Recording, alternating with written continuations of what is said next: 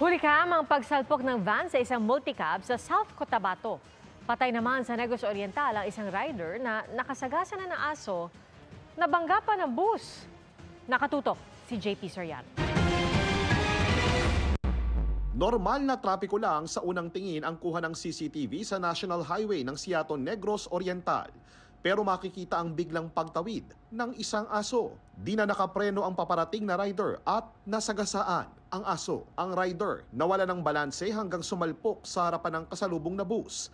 Dead on arrival sa ospital ng 37 years old na rider. Ayon sa pulisya, normal naman ang patakbo ng bus. Pero napunta sa linya ng bus ang motorsiklo nang mawala ng kontrol ang rider. Sinusubukan pa naming makuha ang panig ng bus driver na sumuko sa mga pulis at nakadetain ngayon sa Seattle Police Station.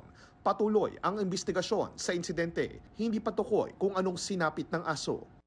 Sa Tupi, South Cotabato, hagip sa CCTV sa National Highway ang multicab na bagamat nag-signal light at nagdahan-dahan sa pedestrian lane bago sana lumiko. Biglang sinalpok sa likod ng humaharurot na van. Ilang beses nagpaikot-ikot ang multicab sa basang kalsada bago dumiretso sa kanal.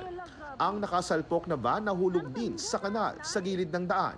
Nagtamo ng minor injuries ang driver ng van at isa nitong pasahero. Nagtamo naman ng mga galos ang driver na nag-iisang sakay ng multicab. Hawak na ng Tupi Police ang driver ng van at ang dalawang sasakyang sangkot habang iniimbestigahan ang disgrasya.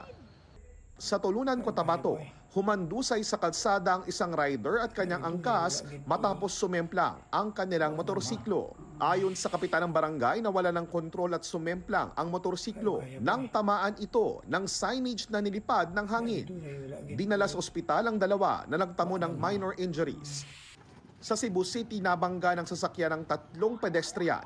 Ang driver aminadong nakainom sa isang birthday party at nakaidlip. Hanggang namalayan na lang daw niyang tumagilid ang sasakyan at nabundol ang mga biktimang patawid. Nani nakasulti nimo sir nga nakabangga ka? Wala. Nasa kustodiya na ng mga pulis ang nakabanggang driver habang nagpapagaling na sa ospital ang mga biktima. Para sa GMA Integrated News, JP Soriano, nakatutok 24 oras.